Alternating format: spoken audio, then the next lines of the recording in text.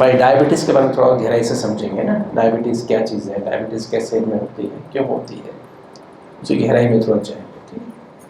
और टाइम मिलेगा तो फिर आपको एक एक चीज़ समझाएंगे। जो भी चीज़ आप जैसे जो जो प्रॉब्लम्स है ना आपकी, डायबिटीज़ है, मोटापा है, हाई कोलेस्ट्रॉल है, किसी को फैटी लिवर भी, आप में से किसी को फैटी लिवर है 4-5-6 लोगों को। तो आज हम जानेंगे अभी ये जो प्रोग्राम जैसे आपको बताया गया, ये programme 3 dimensional health care programme है। 3 डायमेंशनल हेल्थ का मतलब है आज की जो साइंस है, मेडिकल साइंस है, वो 1 डायमेंशनल है, क्योंकि आज सिर्फ बॉडी की केयर करते हैं। जितने भी हॉस्पिटल्स हैं, चाहे भारत में या विदेश में, उनको डॉक्टर्स को जो ट्रेनिंग दी जाती है वो सिर्फ बॉडी की केयर के बारे में है। 3 डायमेंशनल का मतलब है 3D, माना स्पिरिचुअल, मेंटल और फिजिकल, तीनों एस्पेक्ट की केयर करना। और राजयोगा मेडिटेटिव लाइफस्टाइल, ये जो प्रोग्राम है ये राजयोगा मेडिटेटिव लाइफस्टाइल है, अर्थात हम अपने सत्य से जुड़ करके, राजयोगा मीन्स, योग means connection, connection with the truth, सत्य से जुड़ना, अपने सत्य से जुड़ जाओ, अपने सत्य से जुड़ करके और उस परम सत्य से कंबाइंड हो करके। और राज मीन्स मुझे ये बीमारी क्यों आई, मेरे साथ ये समस्या क्यों होती है, इस राज को जान जाए, इस सीक्रेट को जान जाए, उस सीक्रेट से हम उस बीमारी से बाहर निकल आए। और राज का मतलब किंग भी होता है, किंग माना राजा, और हम उस समस्या के ऊपर राज कर सकें, अपने मन पर भी राज कर सकें।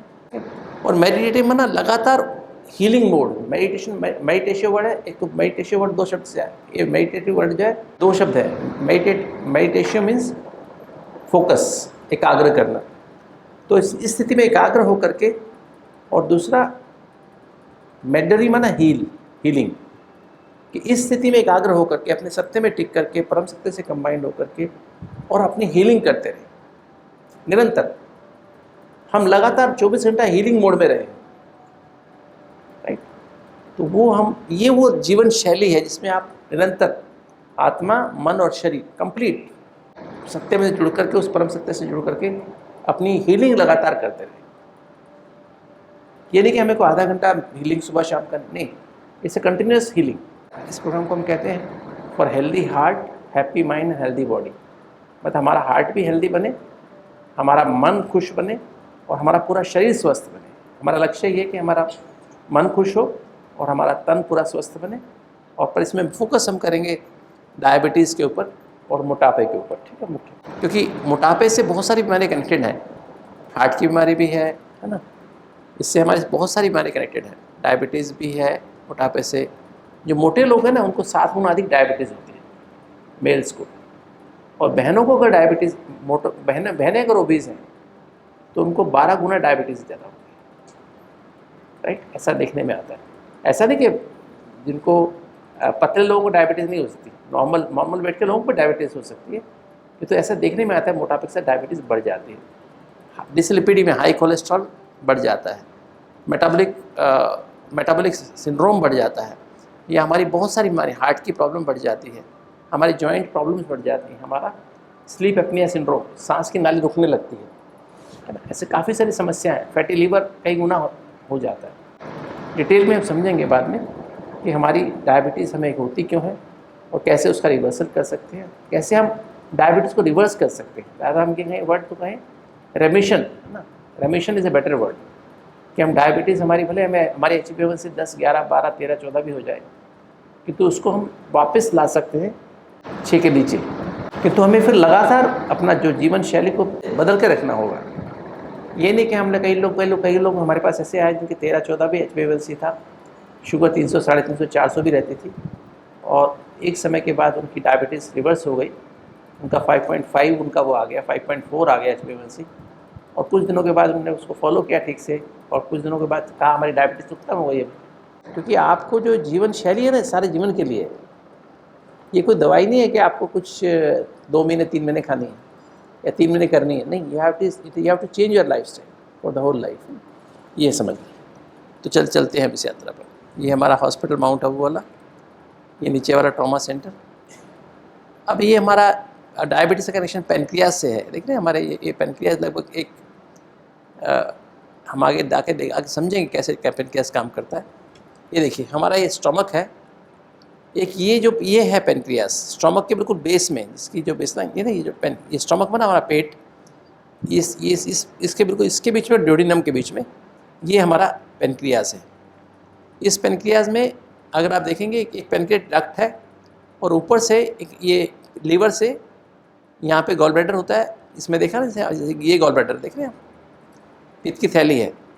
तो लीवर से जो पित्त आता है, ऊपर से पित्त आता है लीवर से, और बीच में गॉल ब्लैडर होता है यहाँ पर, और वो फिर पित्त की नाली आकर के बाइल डक्ट जिसे कहते हैं वो इसमें आके मिलती है। ये पेनक्रियास के जूसेस को इसमें लेकर के और फिर ये छोटी आंत में खुल जाता है। तो पेनक्रियास में जो जूस निकलते हैं खाना पचाने के लिए, उसको लेते हुए और पित्त लेते हुए फिर ये यहाँ पर मिल जाता है इसके साथ, इसमें डोडिनम में खुल जाता है। तो फिर जो खाना हमारे स्टमक में आया उसको पचाने में मदद करता है। वो आप थोड़ा समझे भी होंगे, सुबह भी समझे होंगे। और ये पेनक्रियास के 2 पार्ट होते हैं। एक पेनक्रियास लगभग 6 इंच लंबी ग्लैंड है। ये जो थोड़ा वाइड एरिया देखना, इसको हेड कहते हैं, हेड ऑफ द पेनक्रियास कहते हैं, इसको टेल कहते हैं और इसको बॉडी कहते हैं पेनक्रियास। और पेनक्रियास के 2 पार्ट हैं। एक तो इसका ये देख रहे हैं, ये इसको एक्सोक्राइन पार्ट है, और ये जो देख रहे हैं आप, ये कुछ सेल्स हैं यहाँ पर, कुछ कोशिकाएं दिख रही है, ये दिख रही हैं। इनको हम Langerhans cells of Langer, isolates of Langerhans कहते हैं। ये कुछ सेल्स हैं इकट्ठी यहाँ पर।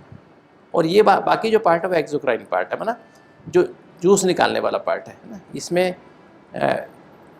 भी 2 तरह की सेल्स होती हैं। एसिनर सेल्स होती हैं जो कि हमारे जूस मतलब जो खाना पचाने के जूस होते हैं उनको निकालते हैं, एंजाइम्स को निकालती है। और ये डक्ट सेल्स, ये डक्ट में से कुछ और इसमें से केमिकल बाइकार्बोनेट वगैरह कुछ निकलता है, सॉल्ट सोल्यूशन निकलता है, सॉल्ट सोल्यूशन निकलता है, वो जो है और खाना को पचाने में मदद करता है। तो हम आगे चलते हैं। लगभग पेनक्रियास में 1 मिलियन सेल होती है, लगभग 10 लाख कोशिकाओं से बना हुआ है। और इसमें आइसोलेट ऑफ लैंगरहैंस, ये जो सेल्स हैं ये है पेनक्रियास को, ये है, ये देख रहे हैं, ये देख रहे हैं जो सेल्स, ये जो दिख रहे हैं, ये बीच में जो बिंदु दिख रहे हैं ना, एक बिंदु के अंदर इतनी सारी सेल्स हैं। और ये सेल्स जो है इसको कहते हैं आइसोलेट ऑफ लैंगरहैंस। और ये जो इसमें से जूस निकलते हैं अलग अलग, इसमें 4 तरह की सेल होती हैं मेनली इस आइसोलेट ऑफ लैंगरहैंस। पहली जो है अल्फा सेल्स होती हैं।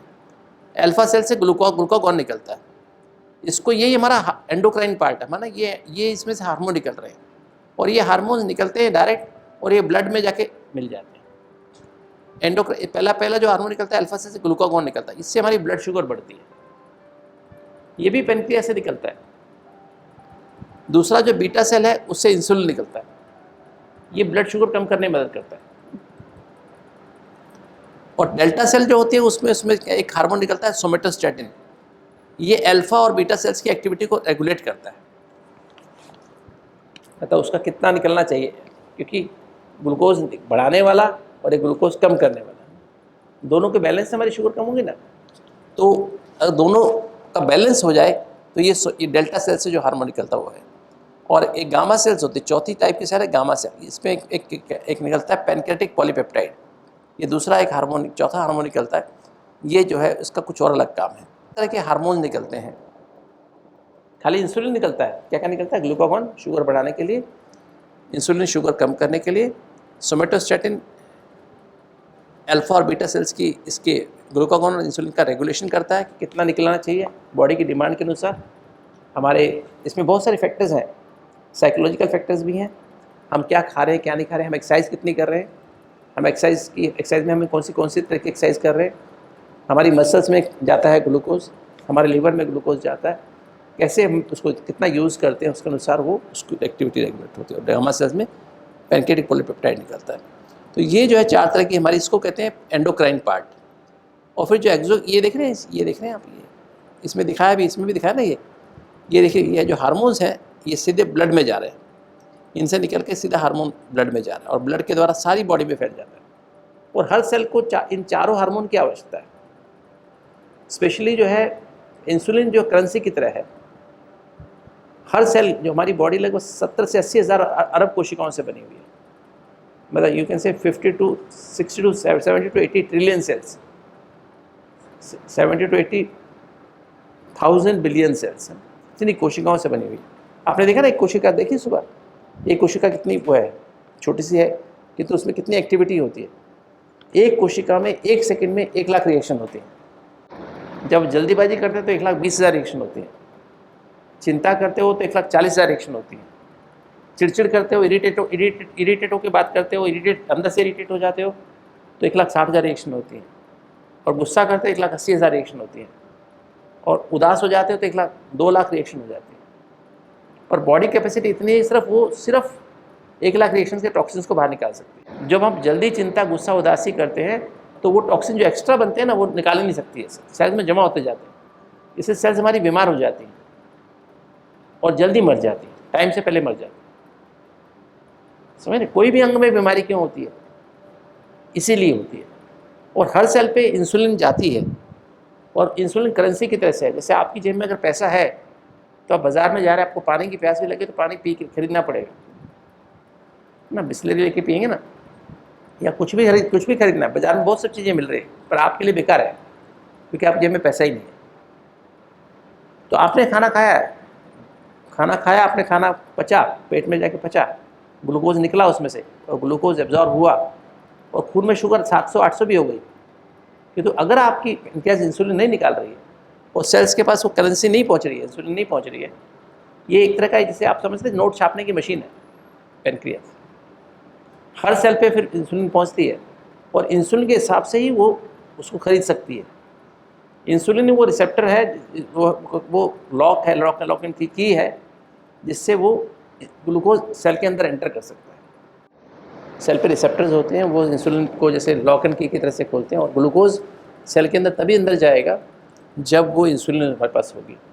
जैसे परचेज़ करेगा और वो सेल के अंदर ग्लूकोज जाएगा, उससे एनर्जी बनेगी, है ना, उससे ATPs बनती हैं, और वो फिर हम काम करने की शक्ति, जो 1 लाख रिएक्शन बताई ना बनती है, 1 लाख रिएक्शंस होती हैं, तो वो 1 लाख रिएक्शंस फिर इसी कारण होती है क्योंकि ग्लूकोज अंदर अवेलेबल है। ग्लूकोज है तो वो रिएक्शंस होती हैं, और वो टॉक्सिन्स बाहर निकलते हैं, उसके लिए भी एनर्जी चाहिए। हर सेल के अंदर एनर्जी, अदरवाइज एनर्जी होगी नहीं। ब्लड में 500 शुगर होगी, किंतु सेल के अंदर सेल मरी के समान कुछ भी काम नहीं करेंगे। जैसे आपने देखा शुगर बढ़ जाती है तो आपने देखा हो कैसे हमारी बॉडी में क्या हालत हो जाती है। हम उठने की ताकत भी नहीं होती, लेकिन सोए रहें, पड़े रहें, चलने को भी दिल नहीं करता है, तो वो भी ऐसी हालत हो जाती है हमारी तरफ। तो और कई बार क्या होता है, इंसुलिन जो है हमारी करेंसी के रूप में है। जैसे जब हम आज़ाद हुए 1947 में, 1 रुपी एक इंडिया का 1 रुपी लगभग $1 के समान था, इक्वल था। और आज की हालत है, धीरे धीरे डॉलर की वैल्यू बढ़ती गई और रुपये की वैल्यू कम होती है। आज 85 रुपीज़ का $1। तो ऐसे ही धीरे धीरे जब क्या होता है, जब लगातार स्ट्रेस में रहते हैं ना, जैसे भारत में डिफरेंट तरह की प्रॉब्लम्स रही, टेंशन रही, कम्युनल प्रॉब्लम्स रही, और काफ़ी सारी दूसरी प्रॉब्लम्स रही।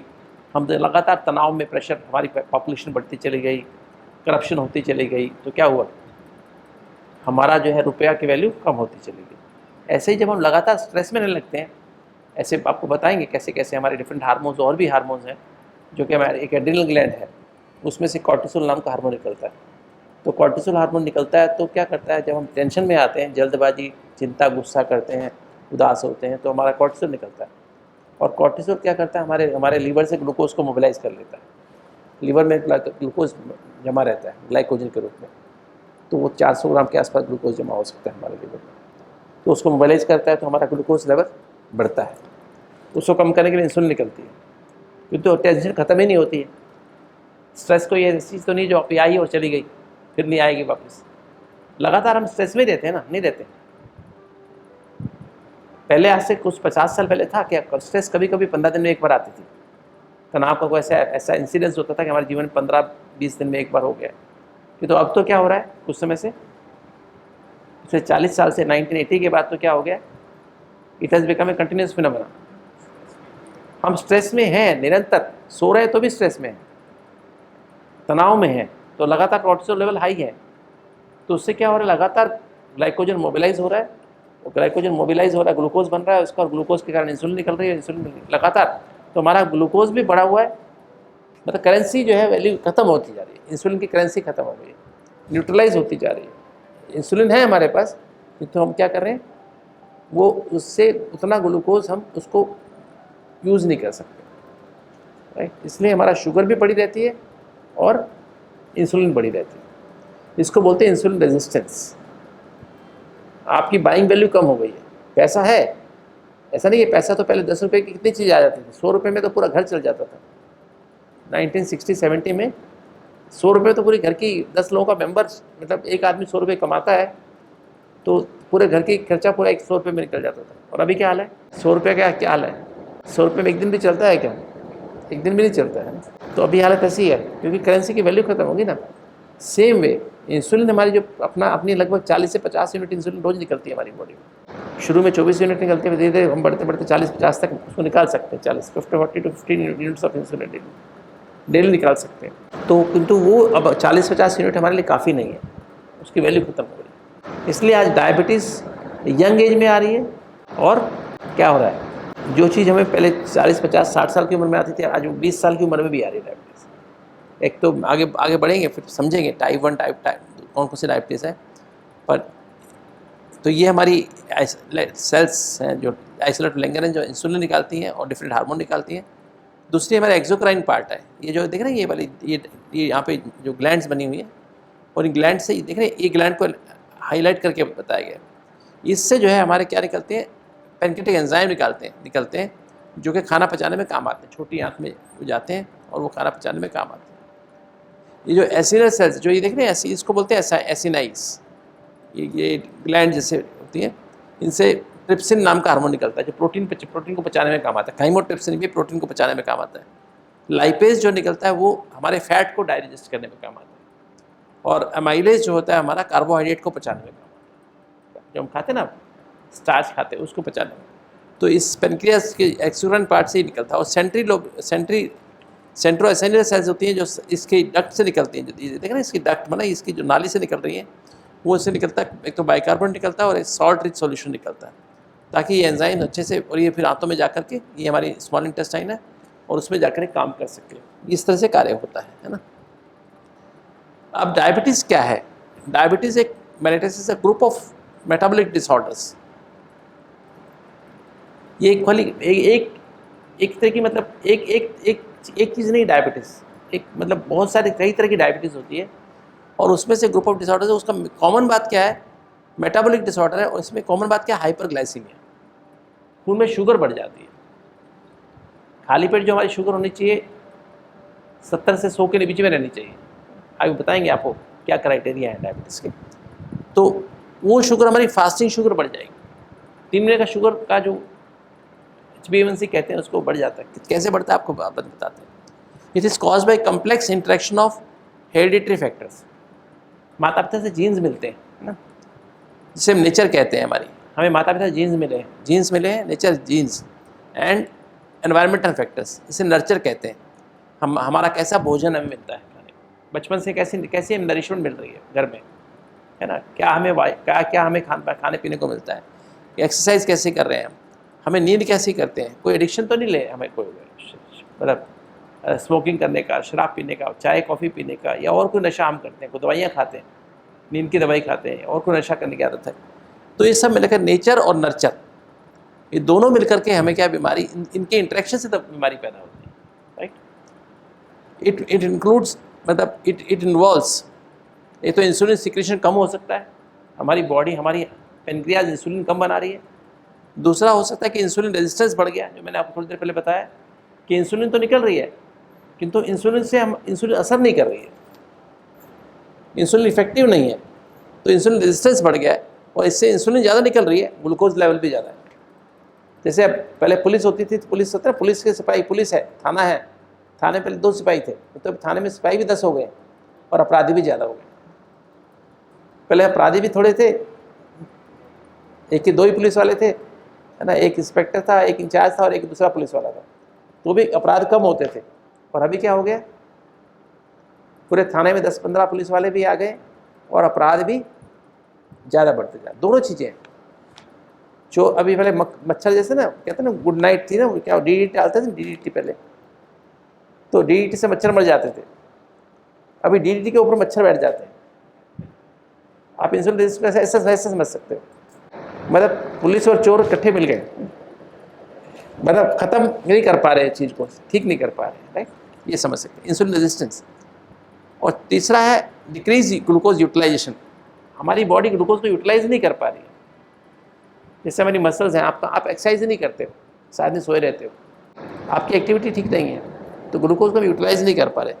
इंक्रीज ग्लूकोज प्रोडक्शन, हम ज़्यादा मात्रा में ग्लूकोज खा रहे हैं या बना रहे हैं, लीवर से मोबिलाइज हो रहा है, बता नहीं, लीवर में 400 ग्राम ग्लूकोज जमा है, लीवर से मोबिलाइज हो रहा है, जमा हुआ ग्लूकोज लीवर से मोबिलाइज कर रहे हैं, बिकॉज टेंशन में रहते हैं। टेंशन में रहते तो क्या हो, ग्लूकोज जितना जमा है वो सारा का सारा निकल के बाहर आता रहता है। समझ गए? 4 मैकेनिज्म हो गए ना, कौन कौन से? इंसुलिन कम बन रही है, हमारी पेनक्रियास की सेल्स हमने मार खत्म कर दी है, किसी कारण से हमारी इंसुलिन की सेल्स कम हो गई, जो बीटा सेल्स है वो कम हो गई, बनाने वाली कंपनी में से माल कम बन रहा है, किंतु माल कम बन तो रहा है, किंतु हमने ऐसी निरंतर टेंशन में रह रहे हैं जिससे हमारे अंदर से इंसुलिन रेजिस्टेंस पैदा हो गया, इफेक्टिव नहीं है। और तीसरा, ग्लूकोज को हम एक्सरसाइज नहीं कर रहे हैं। चौथा, इंक्रीज ग्लूकोज प्रोडक्शन, हमारा हम लीवर से और जगह से भी जो ग्लूकोज है हमारा ज़्यादा मात्रा में खा भी रहे, बना भी रहे, तो कितनी भी इंसुलिन बनाए तो क्या होगा, हमारी इंसुलिन काफ़ी नहीं होगी। अब प्रिवेलेंस कितनी है, कितने लोगों को है? अगर 2021 का डाटा है, लगभग 10.5% एडल्ट पॉपुलेशन को डायबिटीज़ है, बस 100 में से 10 लोगों को डायबिटीज़ है लगभग। और ये जो है 2030 में लगभग प्रोजेक्शन है कि 11.2% लोगों को डायबिटीज़ हो जाएगी, ऐसा प्रोजेक्शन है, राइट? प्रोजेक्शन माना भविष्य में ऐसी भविष्यवाणी है कि 11.2% लोगों को डायबिटीज़ हो जाएगी। 15% increase risk of premature death, जिनको डायबिटीज़ है वो समय से पहले मर जाने वाले हैं। कितना चांस है? 15% इंक्रीज रिस्क है समय से पहले मरने का, जब यंग एज में मर जाने का। हार्ट अटैक हो सकता है, हमारी और कारण स्ट्रोक हो सकता है, ये हमारी सेल्स खराब हो सकती हैं, मतलब प्रीमेच्योरली हम डेथ हो जाएगी डायबिटीज़ अगर हम ठीक कंट्रोल नहीं रखी है तो। और 20 year reduced life expectancy, diabetes हो गए, मान लीजिए आप 100 साल जीने वाले थे, कितना जियोगे? अगर आप डायबिटीज़ ठीक नहीं करते हो फिर समय पर तो आपको 20 साल आपके कम होने वाले, इसलिए ठीक रखना ज़रूरी है। कितना कम करने वाले हो? 80 साल जीने वाले तो कितना हो जाए कम? 60 साल में जाना पड़ सकता है। इसलिए डायबिटीज़ को ठीक करना बहुत बहुत आवश्यक है, कंट्रोल रखना बहुत आवश्यक। क्या लेवल्स होने चाहिए वो आपको बताए जाएंगे। लगभग 7 टोटल साउथ ईस्ट एशिया, माना साउथ ईस्ट एशिया हमारा क्या हो गया? साउथ ईस्ट एशिया का मतलब क्या है? भारत, पाकिस्तान, श्रीलंका और बांग्लादेश और क्या, नेपाल, भूटान, सिक्किम, मालदीव्स, ये सारे एरिया क्या कहलाता है? साउथ ईस्ट एशिया कहलाता है। इसमें लगभग 88 मिलियन लोगों को डायबिटीज़ है, मतलब लगभग 8.8 करोड़ लोगों को डायबिटीज़ है, और 77 मिलियन उसमें भारत में, 7.7 करोड़ लोग भारत में हैं। ये लेटेस्ट फिगर्स है, ठीक है जी। और किंतु ये तो है डायबिटीज़, डॉक्यूमेंटेड डायबिटीज़, किंतु लगभग 60 से 70% पॉपुलेशन प्री डायबिटिक है। अभी आपको बताएंगे प्री डायबिटीज़ क्या होती है, मतलब मुहाने पे बैठे डायबिटीज़ के होने, कभी भी उनको डायबिटीज़ हो सकती है। 60% पॉपुलेशन को, भारत में 60% कितना हो जाएगा? 60 करोड़ और 40 का 60% कितना हुआ?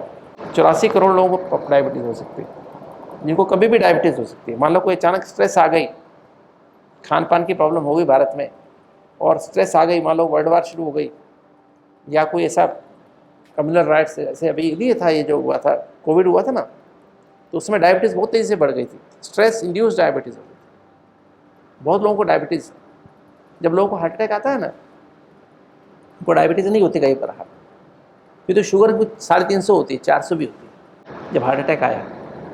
और जब हम हार्ट अटैक निकल गया, इलाज किया, तो शुगर अपने आप ठीक होकर शुगर 90 हो जाती। वो जो हार्ट अटैक की स्ट्रेस थी ना, जो अंदर बॉडी को फाइट करना पड़ा मरने की, उस समय जैसे मरने जैसी हालत हो गई थी, उस समय शुगर बढ़ी, क्योंकि कॉर्टिसोल निकला। सबसे बड़ा खतरनाक जो है शुगर बढ़ाने वाली चीज़ क्या है? एड्रेनलिन। जब टेंशन करते हो ना, तो हमारा एड्रेनलिन निकलता है, एपिनेफ्रिन नाम का हार्मोन निकलता है हमारी एड्रेनल ग्लैंड से, सबसे ज़्यादा शुगर वो बढ़ाता है। थोड़ा गुस्सा किया जोर से, थोड़ी जल्दीबाजी की, इमरजेंसी आ गई, इमरजेंसी में थोड़ी बात में इमरजेंसी माना शॉर्ट टेम्पर्ड हो आप, तो इतना मतलब आपका निकल जाता है एड्रेनलिन, शुगर बढ़ेगी, 300 हो जाएगी, 350, जो कि आपकी 90 रहती, 70 रहती खाली पेट। टेंशन के साथ 400 हो जाएगी। कैसे? माइंड के कौन से फैक्टर्स जिसकी वजह से डायबिटीज़ ऐसे शुगर बढ़ जाती है, अचानक से बढ़ जाती है। तो 60 से 70% ऐसे लोग हैं। तो क्या समझे आप इस स्लाइड से क्या समझ रहे हो?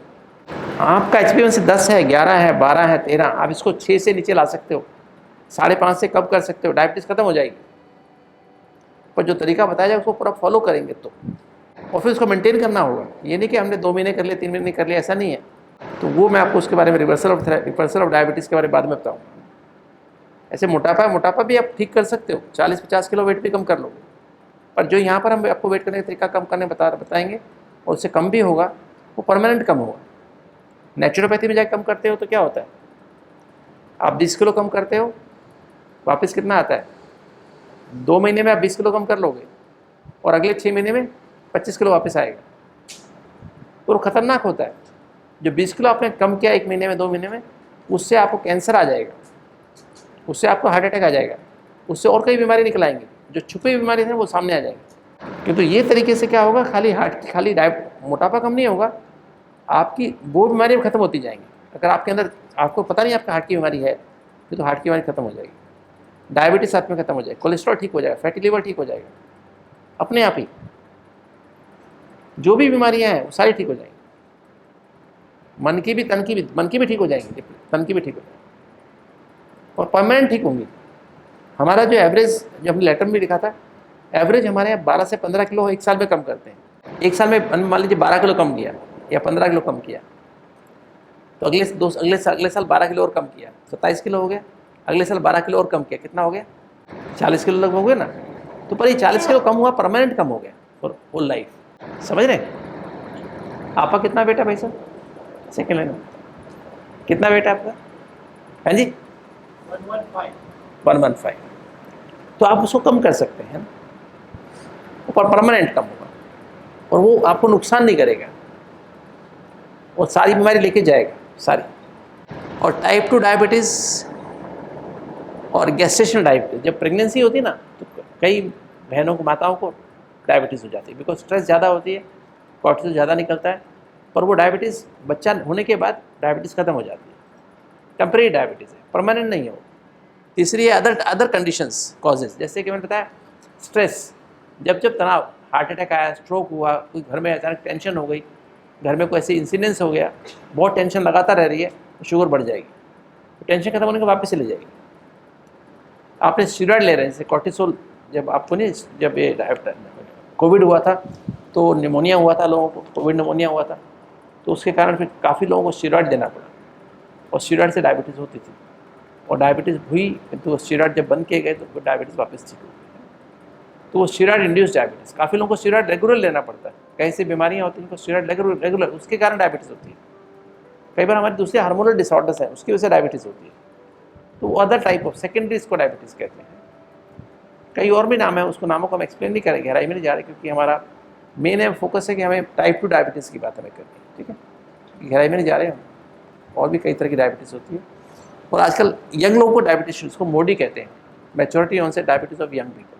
18-20 साल में भी टाइप 1 डायबिटीज़ को इंसुलिन चाहिए, क्योंकि उसमें बीटा सेल्स, जो बीटा सेल्स है ना, लेंगरेंस की जो लेंगरेंस सेल्स हैं, वो है ही नहीं, वो डिस्ट्रॉय हो चुके हैं, उनको इंसुलिन लेना ही पड़ेगा। बीटा सेल्स खत्म हो गई पूरी, तो उनको लेना ही पड़ेगा, सारी उम्र लेना पड़ेगा, वो डिस्ट्रॉय हो गई। और टाइप 2 डायबिटीज़ में बीटा सेल डिस्ट्रॉय नहीं हुई है, नंबर कम जरूर हो गया है, किंतु दे आर स्टिल देयर। उसको हम वापस रिजुविनेट कर सकते हैं, रिजनरेट कर सकते हैं, बढ़ा सकते हैं, उनकी संख्या बढ़ा सकते हैं, राइट, उनकी संख्या हम बढ़ा सकते हैं, एक्टिवेट कर सकते हैं, ताकि हमारी डायबिटीज़ खत्म हो जाए। पर टाइप 1 वालों को डायबिटीज़ रेगुलर, पर टाइप 1 इसलिए बुलाया है कि ये अगर अपने खान पान को ठीक कर देंगे, क्योंकि राजयोगा मेडिटेशन से, इस लाइफस्टाइल से आपके विल टू बी वेल आएगी। नहीं तो आदमी क्या होता है, कभी कभी तो ठीक खाता पीता रहता है, क्योंकि कभी कभी क्या करता है, बीच बीच में गड़बड़ कर देता है, कहीं ना कहीं खुशी ढूंढता है खाने में, खुशी ढूंढता है और चीज़ों में जहाँ खुशी नहीं होती है, वो उसके कारण से वो गलत खान पान, गलत एक्सरसाइज या नहीं करता है, या करता है कम करता है, या गलत करता है, उससे बीमारी होती है। नींद प्रॉपर नहीं आती है तो डायबिटीज़ बढ़ती है उससे। तो टाइप 1 वाले लोग इसलिए इसको अटेंड कर सकते हैं कि उनका अगर वो सही ढंग से सीख जाएंगे तो उनकी डायबिटीज़ की एक डोज फिक्स हो जाएगी, शुगर इंसुलिन की। इतने को डायबिटीज़ में तो 5-5 इंजेक्शन भी लेने पड़ते हैं, टाइप 1 डायबिटीज़ वालों को 5-5 इंजेक्शन भी लेने पड़ते हैं, उसके बाद भी उनकी शुगर कभी 400, कभी 500, कभी 50 ऐसी रहती है। अनस्टेबल ब्रिटल डायबिटीज़ होती है कि तो एक बार वो सीख गए तो उनकी डोज फिक्स हो जाएगी। डोज कम डोज में भी उनकी डायबिटीज़, क्योंकि जो एक्स्ट्रा फैक्टर्स है ना, स्ट्रेस वाला फैक्टर है, खान पान वाला फैक्टर है, वो सारे फैक्टर निकल जाएंगे तो दे विल बिकम स्टेबल। जैसे हमारा जो है ना, जो अमिताभ बच्चन है, उसको डायबिटीज़ कब से है? बचपन से डायबिटीज़ है, अभी 80 साल का हो गया है, टाइप 1 डायबिटीज़ है उसको, पर रेगुलर अपने आपको चला रहा है। वासिम अकरम था ना, उसको बचपन से डायबिटीज़ थी, टाइप 1 डायबिटिक है। एक हमारे कॉलेज में, हमारे जब मैं स्कॉट हार्ट इंस्टीट्यूट में था, वो डायबिटीज़ के खुद डॉक्टर थे और उनको डायबिटीज़ थी, बचपन से डायबिटीज़ थी, टाइप 1 डायबिटिक थे, पर रेगुलर वो 3 टाइम इंजेक्शन लेते थे। पर वो अगर सही ढंग से हम करें तो हम अपने आप को बिल्कुल एक्यूरेट शुगर हमारी खाली पेट 100, 80, 90, 60, 70 नहीं, 50 नहीं, 80, 90, 100 और खाने के बाद 140, 150, 160, बस इससे ऊपर नहीं। एक्यूरेट शुगर है। हमारे बॉडी को अंग डैमेज नहीं, ना आँखें डैमेज हो, ना हमारा हार्ट डैमेज हो, ना स्ट्रोक आए, ना हमारे पैर डैमेज हो, मतलब कोई नर्व हमारी डैमेज ना हो, हमारे जीवन एकदम एक्यूरेट चले। टाइम पर इंसुलिन लेनी है तो हमारी हम दो इंजेक्शन लगा के भी हम अपनी लाइफ को एक्यूरेट कर सकते हैं टाइप 1 वाले में। ठीक है, मैं ये नहीं कह रहा, या आप ये गलती समझना कि टाइप 1 वालों को हम ठीक कर सकते हैं, पर उनकी लाइफ को हम बेटर कर सकते हैं। तो ये जो है हमारी 4 तरह की डायबिटीज़ में मैंने मेंशन की। सेकेंडरी डायबिटीज़ है, मतलब किसी कारण से स्ट्रेस इंड्यूस्ड कोई ऐसी दवाइयाँ, और भी दवाइयाँ होती हैं शुगर बढ़ जाती है इससे, तो वो दवाइयों से, और हमारे अंदर कुछ ऐसी हार्मोनल डिजीज़ होती हैं, उनसे भी डायबिटीज़ हो जाती है। तो ये diabetes type 1 diabetes also called insulin dependent diabetes और जुवेनाइल ऑनसेट डायबिटीज़, बचपन में 8 साल में, 10 साल में, 15 साल में यूजुअली हो जाती है ना। और ये इसका ऑटोइम्यून कारण होता है, हमारी बॉडी में कुछ ऐसी रिएक्शंस हो जाती हैं, स्पेशली कुछ बचपन में ऐसे कुछ वायरल इन्फेक्शन होते हैं जिसमें अपनी सेल्स, हमारी वो इंसुलिन सेल्स बिल्कुल ख़त्म हो जाती है, पूरी डिस्ट्रॉय, 100% डिस्ट्रॉय हो जाती है। Destruction of pancreatic beta cells leading to absolute insulin deficiency, insulin बननी ही बंद हो जाती है body. Factors contributing to beta cell destruction are combined genetic, ये तो जीन्स हो सकते हैं माता पिता से मिले हुए, इम्यूनोलॉजिकल, स्पेशली मतलब ऑटोइम्यून, आप अपने अंदर ऐसी एंटीबॉडी बन जाती हैं, हमारी अपनी इंसुलिन सेल्स को हम मारते रहते हैं, एंड पॉसिबली एनवायरमेंटल, जो वायरल इन्फेक्शन होता है ना, कुछ वायरल इन्फेक्शन है, कुछ ऐसे वायरस इन्फेक्शन होते हैं जिससे कि हमारी वो सेल्स ख़त्म हो जाती है। और ये है हमारा डायबिटीज़ का हमारी जो फेज़ है ना, जो पहले फास्टिंग, हमारी ब्लड ग्लूकोज नॉर्मल जिसे कहते हैं, जब हमारी नॉर्मल कितनी होती है 70 से 99, अगर हमारी शुगर 70 से 99 के बीच में रहती है फास्टिंग, तो इसका मतलब हमें डायबिटीज़ नहीं है, राइट। HbA1c, इसको कहते हैं हीमोग्लोबिन A1c नहीं, इसको बोलते हैं ग्लाइकोसिलेट हीमोग्लोबिन, ये लेस देन 5.7 है 3 महीने का शुगर कंट्रोल, तो हमें डायबिटीज़ नहीं है। और 2 घंटे बाद, खाने के 2 घंटे बाद शुगर आपकी 140 से कम है तो आपको डायबिटीज़ नहीं है। खाली पेट 100 के नीचे और खाने के बाद 140 के नीचे, और 3 महीने का शुगर कंट्रोल 5.7 से नीचे है तो आपको डायबिटीज़ नहीं है।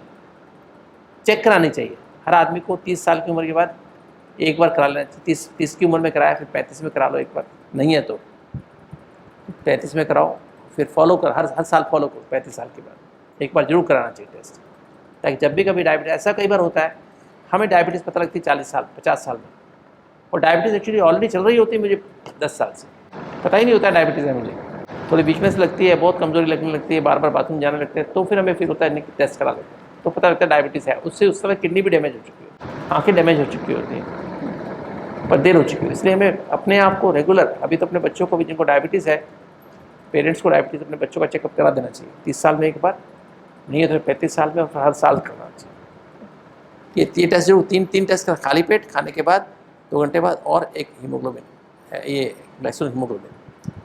और प्री डायबिटीज़ जो मैंने बताया 60 से 70% पॉपुलेशन को हो गई है भारत में, तनाव बढ़ता जा रहा है, सारे विश्व में बढ़ रही है, पर भारत कहते हैं कैपिटल ऑफ डायबिटीज़ बनता जा रहा है। प्री डायबिटीज़ में अगर आप शुगर खाली पेट 100 से 125 के बीच में आती है, और खाने के बाद 140 से 200 के बीच में आती है, तो आपको डायबिटीज़ क्या है, आप प्री डायबिटीज़ स्टेज में है, आपको डायबिटीज़ आने वाली है।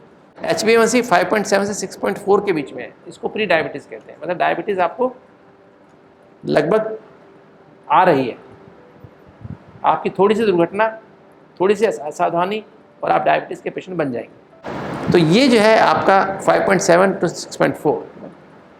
और अगर आपकी शुगर 126 या उससे ऊपर आती है तो आपको डायबिटीज़ है, राइट, यू आर डायबिटिक। हाँ जी, नहीं, आपस में इनका कोरिलेशन है आपस में। HbA1c 6.4 से ज़्यादा है, 6.5 और अबाउ, तो आपको डायबिटीज़ है। और शुगर आपकी 200 से ज़्यादा आ रही है, 200 से ज़्यादा आ रही है तो डायबिटीज़ है, खाने के बाद 2 घंटे बाद। ठीक, ये अपने आप को सोचें, ऐसा नहीं सोचें कि आप डायबिटीज़ की दवाई खा रहे हो, इंसुलिन चल रही है, गोलियाँ खा रहे हो और फिर शुगर आपकी आ गई 125 के नीचे खाली पेट, 200 आ गई और खाने के बाद 160 आ गई तो कौन सा मेरे को डायबिटीज़ खत्म हो गया, ऐसा नहीं है। तो आपका बेटर कंट्रोल है दवाई के साथ। रिवर्सल ऑफ डायबिटीज़ किसे कहते हैं कि आपकी शुगर लगातार 6.5 के नीचे आ रही है, 3 महीने का शुगर कंट्रोल, 100 से 125 के बीच में आपकी फास्टिंग आ रही है, खाने के बाद 160 170 आ रही है। पहले आपकी 200 250 300 रहती थी, अभी आपकी शुगर, तो आप कहते हैं रेमिशन में है आपकी शुगर, आप प्री डायबिटीज़ से प्री डायबिटीज़ में चले गए। और अगर आपके अब शुगर इतनी आ रही है कि आपकी HbA1c 6 आ रहा है या 5.5 आ रहा है, खाली पेट शुगर आपकी 70-80 आ रही है, खाने के बाद आपकी शुगर 110 आ रही है, बिना दवाई के, माइंड यू, किसके साथ, बिना दवाई के, तो कहेंगे डायबिटीज़ आपकी रिवर्स हो गई। ठीक है, और कितने दिन रिवर्स रहनी चाहिए, कम से कम 3 महीने। ये इंटरनेशनल डायबिटीज़ फेडरेशन का ये और अमेरिकन डायबिटीज़ फेडरेशन के अनुसार जो क्राइटेरिया बनाए गए हैं, ये नहीं कि मेरी एक बार आ गई तो मैं कहूँ डायबिटीज़ मेरी खत्म हो गई, नहीं, 3 महीने लगातार ऐसे रहना चाहिए। कुछ लोग तो कहते हैं 1 साल तक रहना चाहिए, तब कहेंगे हम आपकी रिवर्सल हुई है। हाँ, दवाई खाता हुआ मतलब दवाई पर छूट जाएगी ना आपकी। सपोज आपका HbA1c आ गया 6 से नीचे आ गया, पहले खा रहे थे 3-4 गोली खा रहे थे, धीरे धीरे हमने दवाई कम कर दी, इंसुलिन पहले छूट गई, फिर हमने आपकी धीरे धीरे गोली भी कम करी, फिर 1 गोली पे आ गए, फिर हमने आधी गोली करी, फिर बाद में दवाई भी छूट गई, तो भी शुगर आपकी कमी आई जा रही है। HbA1c 5.7 से कम आ रहा है, 5.6 आ रहा है, तो कहेंगे आपका रिवर्सल हो गया। वैसे 6.5 के नीचे आ गया उसको भी रिवर्सल कहते हैं। किनको डायबिटीज़ ज़्यादा होती है, पहली बात है ओवरवेट। अगर आप ओवरवेट है तो आपको डायबिटीज़ होने के चांस, मैंने बताया ना कितना, ओबेसिटी है, मेल्स में 7 गुना अधिक और फीमेल्स में 12 गुना अधिक चांस है डायबिटीज़ होने के, पहली बात। दूसरा, आप क्या खा रहे हैं, है ना, पुअर डाइटरी हैबिट्स, ये देखो क्या खा रहे हैं, बर्गर खा रहे हैं, ये चिप भजिया खा रहे हैं, है ना, ये सब चीज़ें खा रहे हैं, सब चीज़ खा रहे हैं, तो क्या हुआ, डायबिटीज़ होने के बहुत अधिक चांस है। ये क्यों, आप हाइपरटेंशन, बीपी बढ़ा हुआ है तो डायबिटीज़ होने के चांस बहुत ज़्यादा है। ये क्या है, स्मोकिंग, अगर सिगरेट बीड़ी पीते हैं तो बहुत डायबिटीज़ होने के चांस है। फिजिकल एक्टिविटी कैसी है आपकी ना, है ना, फिजिकल इनएक्टिविटी, आपका सीडेंटरी जॉब है, ऑफिस जॉब है, आप वॉकिंग करते ही नहीं है, कुछ एक्सरसाइज होती ही नहीं है आपकी, तो आपको अधिक चांस है डायबिटीज़ होने के। इनको हम मॉडिफाई कर सकते हैं, इन फैक्टर्स को हम मॉडिफाई बदल सकते हो, है ना। और कुछ दवाइयाँ हैं, जैसे स्टीरॉयड है, मैंने बताया स्टीरॉयड है, एंटी एपिलेप्टिक मेडिसिन है, कुछ और मेडिसिन और भी हैं जिनसे शुगर बढ़ जाती है, वो जो है उनको भी आप बंद कर देते हैं, तो उनसे या फिर कुछ लोगों को लेनी पड़ती हैं। ये जो है बीच की बात है, जैसे कि इससे भी आपकी डायबिटीज़, ये इनको मॉडिफाई कर सकते हैं, इतने फैक्टर्स को आप मॉडिफाई कर सकते हैं। कुछ चीज़ें हैं जो आप मॉडिफाई नहीं कर, जीन्स जैसे हैं, आपके माता पिता के जीन्स मैंने बीमारी की, पिताजी को डायबिटीज़ है, माताजी को डायबिटीज़, मुझे डायबिटीज़ होगी, है ना, कि तो इसको भी आप बदल सकते हैं, आजकल बदल सकते हैं, मेडिटेशन के द्वारा इसको बदल सकते हैं। मैं आपको बताऊंगा कैसे हम डायबिटीज़ के उसको जीन्स को भी बदल सकते हैं। अभी तक साइंस मानती है ये नॉन मॉडिफाइबल है, इसको बदल सकते हैं। फिर आपकी जो है क्या है, ये फैमिली हिस्ट्री, जैसे वही जीन्स वाली बात आ गई ना, है ना। फिर क्या बात है, ये आपके ये गेस्टेशन मतलब प्रेगनेंसी है ना, और फिर आपकी एज, अगर एज आपकी ज़्यादा हो गई है ना, 45 के ऊपर बढ़ती, अभी तो एज की बात ही नहीं है, ये सब पुरानी बातें हैं ना, 45 के ऊपर भी, इवन उसके पहले भी हो गई। और अगर आपकी कुछ रेस होती हैं, कुछ कम्युनिटीज़ ऐसी हैं जहाँ पर हमें चांसेस होते हैं प्रॉब्लम होने के, जैसे कुछ ऐसी कम्युनिटीज़ हैं जहाँ अधिक चांस है डायबिटीज़ होने के, ये इनको मॉडिफाई नहीं कर सकते हम, कि तो अगर आप मेडिटेशन करना सीख जाए तो एज का भी असर नहीं पड़ेगा, 80 साल के हो जाए तो भी कुछ नहीं होगा। और ये तो बताया, ये तो ड्रग्स है, ड्रग्स को प्लस गेस्टेशन, है ना, तो ये सब बातें इनको भी पार्शली मॉडिफाई कर सकते हैं, इनको तो कम्प्लीटली मॉडिफाई, ये आपके हाथ में है, राइट।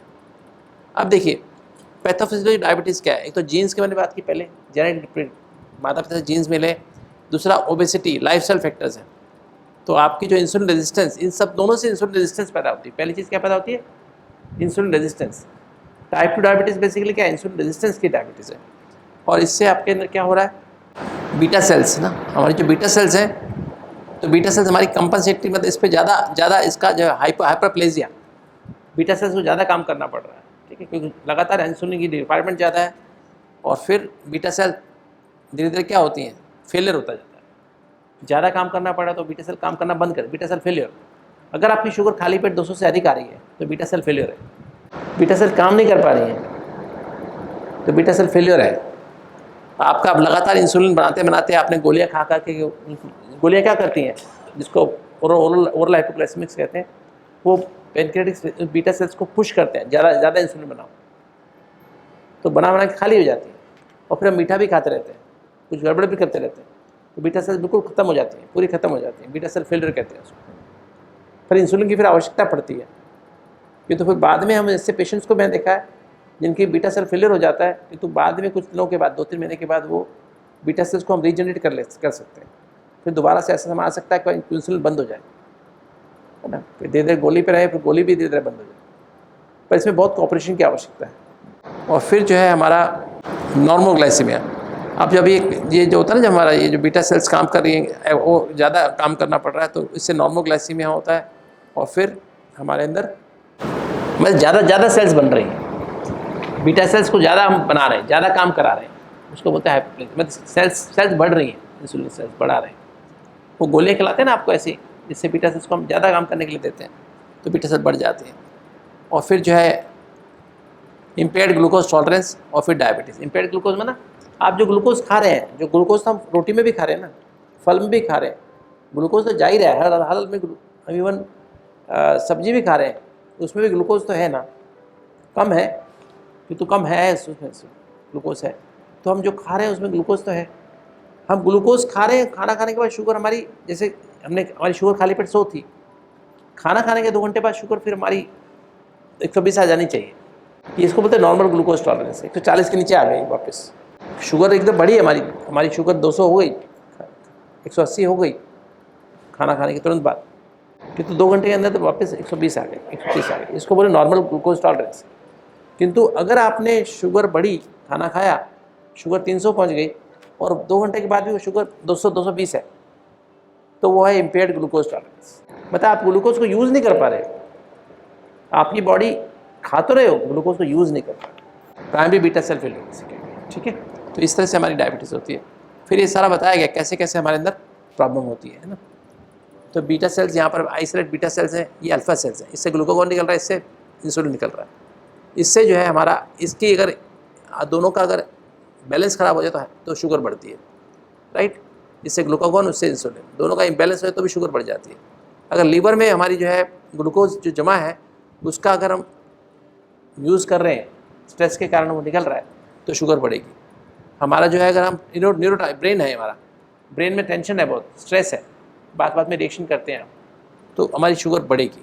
ऐसे ही अगर हमारी जो हम मसल्स हैं, हमारे हाथ, हम इसको यूज़ ही नहीं कर रहे हैं, एक्सरसाइज नहीं करते ज़रा भी, तो हमारी शुगर बढ़ेगी।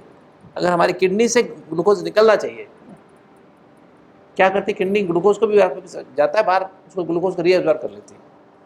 अगर ज़्यादा ग्लूकोज को रीअब्जॉर्ब कर रहे हैं तो हमारी शुगर बढ़ेगी ना। और फिर इंक्रीज लाइपोलिसिस, फैट फैट टूट रहा है, फैट को हम ब्रेक कर रहे हैं, फैट को हम यूज़ कर रहे हैं as a method of energy, तो हमारी शुगर बढ़ेगी, ठीक है। तो इन सब कारण से शुगर बढ़ती है। अब डायबिटीज सिम्टम क्या है, एक तो पहले बार बार बाथरूम जाना पड़ता है, क्योंकि शुगर, हमारा ब्लड में ज़्यादा शुगर रहती है, तो हमारे बार बार बाथरूम जाना पड़ेगा। दूसरा, फिर हमें फीलिंग थर्स्टी, बार बार पानी पीने की इच्छा हो, गला बार बार सूख रहा है, तो ये डायबिटीज़ का, हमारी शुगर बढ़ी हुई, इसका निशान ये है।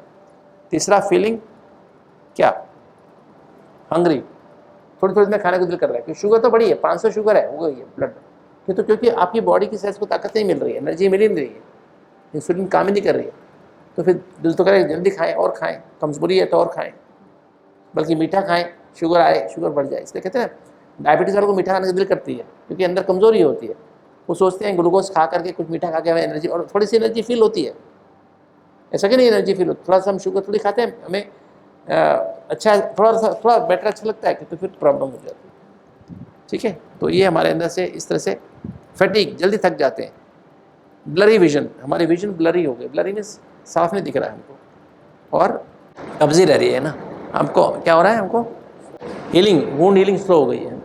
घाव होते हैं, छोटे छोटे घाव, पहले फुंसियाँ ठीक हो जाती थी, चोट लगती जल्दी ठीक हो जाती थी। इवन शेविंग करते हैं, शेविंग पे कट लगते हैं, ठीक हो जाता है। आज ठीक नहीं हो रहे, एक दिन कट लगता है तो अगले दिन ठीक हो जाता है, देखा होगा आपने, शेव हम रोज करते हैं, अगले दिन ठीक हो जाता है, पर अभी ठीक नहीं होता। तो ये निशानी है, ठीक है। वेट लॉस हो रहा है आपका, है ना, वेट लॉस हो रहा है। और क्या हो रहा है, हीमोग्लोबिन, ये जो है आपका नमनेस, हाथ पर में चींटियाँ जैसे चल रहे हैं, सुन हो जाते हैं। ये निशानियाँ, मुख्य निशानियाँ डायबिटीज़ की, ठीक है। अब मैनेजमेंट ऑफ डायबिटीज़ क्या करें हम कहें भी फ्रेश, ज़्यादा फ्रूट वेजिटेबल्स खाओ, ज़्यादा ये गोलियाँ इंजेक्शन करो, ब्लड टेस्ट करो, ये सब चीज़ें क्या करें हम, ड्राई फ्रूट्स खाओ, क्या करना चाहिए अल्टीमेटली, है ना। अब मुख्य बातें जो है मैं कर लेता हूँ, फिर उसके बाद हम डिनर पे चलेंगे। पहले लाइफस्टाइल मॉडिफिकेशन, सबसे important cheese lifestyle modification. 90% of your control is in the diet. ये जीव को समझा देना है अच्छे से परमानेंटली कि कुछ चीज़ें हमारे से, हमारा कोटा खत्म हो गया है, कोटा ही खत्म हो गया। आपकी बोरी थी, आपकी 2 बोरी आपको चीनी मिली थी जब पैदा हुए, वो चीनी आप खा चुके हो। 50 किलो गुड़ मिला था, खा चुके हो, वो सारा कोटा खत्म हो गया। अभी कोटे में है ही नहीं आपके। चोरी अगर आप खाते हो तो चोरी करते हो, चोरी की सज़ा क्या होती है बताओ। पहले ज़माने चोरी की क्या सज़ा होती थी, राजा लोग क्या करते थे, जो चोरी करता उनके हाथ पैर काट देते थे, ताकि हाथ पैर होंगे, पैर नहीं होंगे, हाथ नहीं होंगे तो क्या होगा, चोरी करेगा ही नहीं। तो नेचर हमारे हाथ पैर काट देती है। अगर उसके बाद भी हम खाते हैं तो हमारे हाथ पैर, हाथ खत्म। हमारी, मुझे कल परसों एक पेशेंट आया था, उनको यहाँ तक कि डायबिटीज़ में यहाँ तक कि नसें खराब हो चुकी हैं, बिल्कुल यहाँ तक कि मिड थाई से भी ऊपर तक, यहाँ तक कि नसें खराब हो चुकी हैं। अब लिख नहीं सकते, लिख नहीं पाते, साइन करने मुश्किल हो रही है। आपको डायबिटीज़ होने के बाद भी आप शुगर खा रहे हो, मिठाइयाँ खा रहे हो, टोलियाँ खा रहे हो, और फिर आप फ्राइड फूड खा रहे हो, तली चीज़ें खा रहे हो, गुरुवार का भोग समझ खा रहे हो, पूरी पराठे खा रहे हो, भटूरे खा रहे हो, तो आप क्या करो, अपने हाथ पैर खुद ही कटने वाले हैं आपके। समझना ये बात को, जो मेरे कोटा खत्म हो गया, कोटे के बाद फिर क्या करोगे आप, चोरी कर रहे हो आप, चोरी करोगे तो क्या करोगे, सज़ा मिलेगी। कुछ लॉज हैं, मतलब उस लॉ को फॉलो करना पड़ेगा। जेल में रह के आप कार में घूम नहीं सकते हो, घूम सकते हो जेल में रह के कार में, मैं तो ड्राइविंग करने जाऊँगा। आप बोलो जेलर को, मेरे को ड्राइविंग करने जाऊँगा, मैं रोज़ ड्राइविंग करता था, आप मेरे को ड्राइविंग करने जाऊँगा, कर सकते हो, नहीं कर सकते हो। यू हैव टू लर्न, जीना सीखना पड़ेगा। हाँ, ऐसा करो कि डायबिटीज ठीक कर लो, फिर करना वापस ना, फिर मीठा तो फिर भी नहीं खाना, चोरी तो फिर भी नहीं करनी है। इस जन्म का कोटा खत्म है आपका। तो ये समझ लेना, कुछ बातें हमारे लिए नहीं है हमारा नहीं है। बैलेंस डाइट खानी है, सबसे बड़ी बात संतुलित भोजन खाना, उसमें कार्बोहाइड्रेट भी हो, प्रोटीन भी हो, फैट भी हो, विटामिन भी हो, मिनरल्स भी हो, पानी भी हो, बैलेंस डाइट। और फिर एक्सरसाइज रेगुलर करनी है, नियम है, करना पड़ेगा। कितनी एक्सरसाइज करनी है वो करनी है। वॉकिंग करके ही नाश्ता करना है। जैसे बिना कमाई के हम खाना नहीं खाना, बिना कमाई क्या खाते हैं, हराम कहते हैं ना खाना। ऐसे आपको बिना वॉकिंग करे नाश्ता करना ही नहीं है। 45 मिनट वॉकिंग करनी ही करनी है, वॉक करके ही नाश्ता करना है। कुछ भी हो जाए, धरती इधर से उधर हो जाए, भूकंप भी आए, टूटे मकानों के ऊपर से वॉकिंग करनी है, ठीक है, पर करनी है, ये नियम है ना। फिर मेडिकेशन, जो दवाइयाँ हैं वो दवाइयाँ भी रेगुलर खानी है, धीरे छूटेंगी, ज़बरदस्ती करके नहीं, जादू नहीं है। धीरे धीरे जैसे जैसे आपकी शुगर कंट्रोल आएगी वैसे वैसे दवाई छोड़ेंगे। ये नहीं कि मेरे को आज से दवाई नहीं खानी। कई लोग ऐसे बीमार होते हैं, दाखिल होते हैं हमारे अस्पताल में, कोमा में दाखिल होते हैं, गुस्से में आके सारी दवाई छोड़ दी, इंजेक्शन भी छोड़ दी, गोली भी छोड़ दी, फिर शुगर लेके आया 800, बेहोश। ऐसा नहीं करना है, छूट जाएगी, थोड़ा पेशेंस रखनी है, सब ठीक हो जाएगा, ठीक हो जाएगी। और फिर इंसुलिन, और फिर ग्लूकोज मॉनिटरिंग। अपने 3 महीने का शुगर हर 3 महीने में टेस्ट कराओ, और शुगर अपनी वैसे भी अपनी फिंगर जो आता है ना, ग्लूकोमीटर आता है, उससे अपनी शुगर चेक करो। चेक करने से हर्जा नहीं है, नुकसान नहीं है, कर सकते हैं, समय पर कर सकते हैं। 1500 रुपये का ग्लूकोमीटर आता है, हर एक डायबिटीज़ के पेशेंट के पास अपना ग्लूकोमीटर होना चाहिए, पर्सनल ग्लूकोमीटर होना चाहिए। और फिर prevention of type diabetes, stress management, सबसे इंपॉर्टेंट बात है स्ट्रेस मैनेजमेंट। हम स्ट्रेस को अपनी मैनेज करें, योग और मेडिटेशन, जैसे आपको सिखाया जाएगा राजयोग मेडिटेशन, कैसे स्ट्रेस फ्री हो सकते हैं। फिर low fat high fibre balanced vegetarian diet, शाकाहारी भोजन खाओ, और बैलेंस संतुलित भोजन हो, avoid extra salt, high fat, high sugary, fast, junk food, plenty of fresh fruits and vegetables, कौन से वाले, ग्लाइसेमिक इंडेक्स और ग्लाइसेमिक लोड क्या होता है वो सिखाएंगे आपको, कितना हमारा ग्लाइसेमिक इंडेक्स, कौन से फूड खाने कौन से नहीं खाने, क्या भाई हमारा इंडेक्स कैसा इंडेक्स होना, कैसा जीआई कैसा होना चाहिए, ग्लाइसेमिक लोड कैसा होना चाहिए, उसे बैलेंस कैसे करना होता है। जैसे आपको हम ये दे रहे, तरबूज दे रहे खाने को, तरबूज का ग्लाइसेमिक इंडेक्स हालांकि 70 बेहतर है, हाई ग्लाइसेमिक इंडेक्स है, तो उसका जो ग्लूकोज ग्लाइकोज जो ग्लाइन है उसका जो ग्लाइसेमिक लोड है वो सिर्फ 2 है, तो हम आपको 200 ग्राम दे सकते हैं, 300 ग्राम दे सकते हैं, 250 ग्राम भी दे सकते हैं, तो भी शुगर बढ़ेगी नहीं। कि तो एक फूड है जैसे आम का ग्लाइसेमिक इंडेक्स 56 है कि उसका लोड जो है 12 से क्या 20 भी है, अलग अलग कितना पका हुआ है उसके आधार पे, तो वो आपको थोड़ा सा 50 ग्राम से ज़्यादा आम खाओगे तो आपकी तबीयत खराब हो जाएगी, शुगर 300-400 हो जाएगी। ऐसे केला है, ग्लाइसेमिक इंडेक्स ठीक है पर ग्लाइसेमिक लोड जो है वो भी ज़्यादा है। ऐसे कई फल है, खा तो लोगे, ग्लाइसेमिक इंडेक्स को देख के खाली ग्लाइसेमिक लोड भी देखना पड़ेगा, राइट। तो इसलिए हमें बैलेंस करके खरीदना है। जैसे एक किलो अगर तरबूज खा 300 कैलोरी मिलती है, तो 300 ग्राम तरबूज खा लिया तो आपको कितनी कैलोरी मिली, 90 कैलोरी मिली। खरबूजा खाया तो 340 कैलोरी मिलती है 1 किलोग्राम से, आपने 200 ग्राम खाया तो कितनी हुई, 68 कैलोरी हुई सिर्फ ना। ये तो आम खा लो 200 ग्राम तो क्या हो जाएगा, 200 ग्राम आम खाओ तो कितनी कैलोरी, बहुत ज़्यादा कैलोरीज हो जाएंगी। 200 ग्राम आप तरबूज वो खा लो, केला खा लो तो बहुत कैलोरी हो जाएगी। तो हमको देखना है कि हमारा टोटल कैलोरी कितनी जा रही है, लोड कितना आ रहा है, हमारी कितना बॉडी को ग्लूकोज मिल रहा है, कितना नुकसान हो जाएगा। वेट से कितना देखना ना, उसके हिसाब से भी देखना ना, राइट। तो देखना, तो ये plenty of water, avoid soft drinks, cold drink कभी भी नहीं पीना, जहर है आपके लिए, कोई भी कोल्ड ड्रिंक पीना जहर है। Physical activity, proper sleep, proper सोना है, प्रॉपर फिजिकल एक्टिविटी, और avoid smoking and alcohol, regular blood sugar checking करनी है और लिपिड प्रोफाइल चेक करना है, HbA1c चेक करना है रेगुलर ना। तो एक्यूट कॉम्प्लिकेशन ये जो हाइपोग्लाइसीमिया हो जाता है, शुगर लो होती है, बताएंगे बाद में, डायबिटिक कीटोसिस होता है, हाइपोकोमा में ये जो शुगर बहुत ज़्यादा 500 से 700 800 शुगर हो जाती है। ये फिर कॉम्प्लिकेशंस हैं, कैसे कैसे हमारे ब्रेन में स्ट्रोक हो जाता है, हार्ट अटैक आ सकता है, किडनी खराब हो जाती है, हमारे नर्व्स खराब, नमनेस आ जाती है, नर्व्स न्यूरोपैथी हो जाती है, रेटिना खराब हो जाता है, दांतों में इन्फेक्शन हो जाता है। तो दांतों का भी हम सोच प्लान करेंगे, दांतों में इन्फेक्शन होने के चांस ज़्यादा हो जाते हैं डायबिटीज़ वालों को, है ना। और ये हमारे डायबिटिक फुट हो जाता है हमें, ठीक है। तो ये प्रॉब्लम्स हमारे हो जाती है। तो ये मैं लॉन्ग टर्म कॉम्प्लिकेशंस हैं, जैसे माइक्रोवेस्कुलर कॉम्प्लिकेशन, हमारे foot peripheral vascular disease, stroke, heart attack, और माइक्रोवेस्कुलर में ये आँखों पे, किडनी पे, और हमारी न्यूरोपैथीज, ये ऐसे हो जाती है। बस इसी पे मैं इसमें रुक जाता हूँ मैं अभी, कैसे हमें लेना है फिर कल लेंगे इसके ऊपर, ग्लाइसेमिक इंडेक्स और ग्लाइसेमिक लोड जो बात कर रहा था मैं, कैसे हमें इसको लिखना है, ठीक है, राइट। चलिए एक मिनट, अभी हम साइलेंस में बैठते, टाइम हो गया, फिर अभी हम डिनर कर लेंगे। डिनर का राइट टाइम 6 से 7 के बीच में, before 7 we have to have dinner. आपको दिखाया ना सुबह, स्टमक दिखाया ना, स्टमक में 3 घंटे खाना स्टे करता है, 3 घंटे बाद पेट खाली हो जाता है, तो 3 घंटे में पेट खाली हो जाता है, तो हमें जब हमने 7 बजे खाना खा लिया तो 10 बजे सो सकते हैं।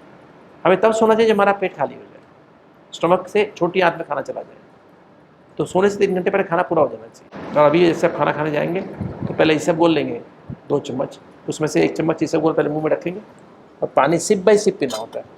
जब आप गिलास को पानी सिप बाई सिप, पूरा गिलास पानी होना चाहिए, 300 ml, कम पानी पिएंगे तो कब्जी हो जाएगी। इसबगोल 1 चम्मच मुँह पे रखा, जीभ पे रखा, और फिर आधा गिलास पानी SIP by SIP P low, फिर 1 चम्मच और इसबगोल जीभ पे रखो, और फिर सिप बाई सिप। कभी घोल के इसबगोल नहीं पीना, तो पेट तो जाम ही हो जाएगा, फिर तो स्टमक में जाएगा सीधा, सारा डाइजेशन खराब हो जाएगा। इसलिए सिप बाई सिप जब भी पानी पियो, सिप से। और ये इसबगोल क्या करेगा, जो आपने देखा है ना अंदर जो विलाई है उनके अंदर से निकल जाएगा बीच में से, सफाई करता हुआ। ये पोचा है, पोचा माना, इसबगोल पोचे काम करेगा, सारे जितने भी जहाँ गंदगी फंस सबको निकाल बात देगा, आपके रिसेप्टर्स एक्टिव हो जाएंगे। यहाँ हमारी आंतों की लेंथ पता कितनी है हमारी आंतों की लेंथ, यहाँ से चांद की दूरी है ना, लगभग इतनी लंबी आंत है, 24 फुट लंबी है। फिर तो सारे विलाई को जोड़ देना, इतनी ऊंचाई हो जाएगी, तभी खाना पचता है। 37 डिग्री पे खाना पच जाना, ग्लूकोज निकल आना, प्रोटीन कमाने से निकल आना, फैट अलग से निकल आना, सारे केमिकल अलग अलग हो जाना, एलिमेंट्स अलग अलग हो जाना। 37 पे बिना, नहीं तो पेट में आग लग जाए। 300 डिग्री टेम्परेचर पे चाहिए उसको इतने टूटने के लिए। 300 डिग्री तो कहाँ से लाओ, पेट में 300 डिग्री वो पेट ही जल जाएगा आपका। पर उसी टेम्परेचर पे उसको ब्रेक करना है, तब एब्जॉर्व होता है। तो आपको अपने सिस्टम को देखना है इस तरह से। आपको 2 बार दोपहर और शाम को ये सब को लेना है, उसके बाद फिर आपको सूप पीना है नींबू डाल के ना, और फिर रोटी सब्जी होगी, फिर रोटी सब्जी आराम से खाना है, प्यार से खा के, और ऊपर से फिर 5 मिनट वहीं बैठ जाना है, बातें नहीं करनी है। जब बातें करते हैं खाना खाते खाते, साथ में हवा भी खाते हैं, इसे एरोफेजिया कहते हैं। तो खाने का जो वो बनना चाहिए ना, पेट में एक गोला बनता है, उसमें साथ में हवा भी हो जाएगी, तो फिर खाना पचेगा नहीं। फिर खाने के बाद आप 5 मिनट बात कर सकते हो आराम, वो भी आराम से। नहीं करे तो अच्छी बात है, सारी उम्र क्या किया, बातें तो की है।